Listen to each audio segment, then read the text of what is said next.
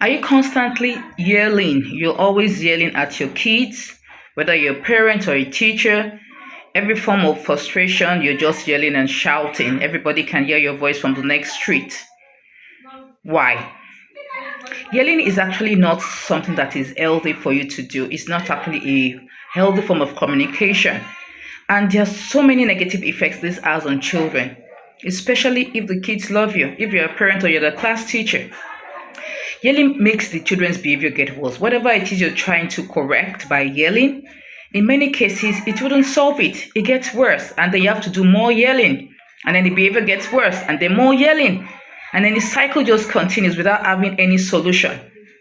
So if you're yelling as a parent or a teacher, know that your yelling will only make the situation worse. Whatever it is you're yelling about will not get solved. You have to find another way to go about this thing.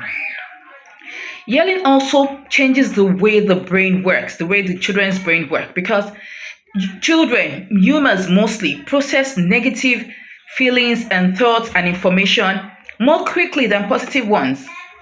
For example, if you want a child to do something and you don't say it nicely, you're just yelling all the time, their brain just assumes that yelling is the right thing to do, and then it's like makes them do that wrong thing you don't want them to do anymore.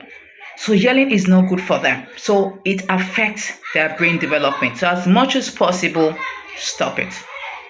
Yelling can also lead to depression, because most times when you yell, what you're actually doing is you're verbally abusing your kids. Whether it's a class teacher, your child doesn't submit his work early, you're screaming, why didn't you submit early? Your child as a parent didn't tidy up his room and you're screaming and shouting. So it's actually a form of verbal abuse and can lead to depression in kids. They start thinking they're not worthy. They start thinking that they're not good enough. They start thinking maybe they're a bad child and things like that. So they get depressed over time. Yelling can also have effect on the physical health of a child. You can start having headache. Earache. Imagine somebody screaming decibels into your ears on a regular basis. It can actually give you headache. It can give you earache. And this physical stress can actually affect them overall. It can affect them academically. It can affect them socially. So yelling is not the way.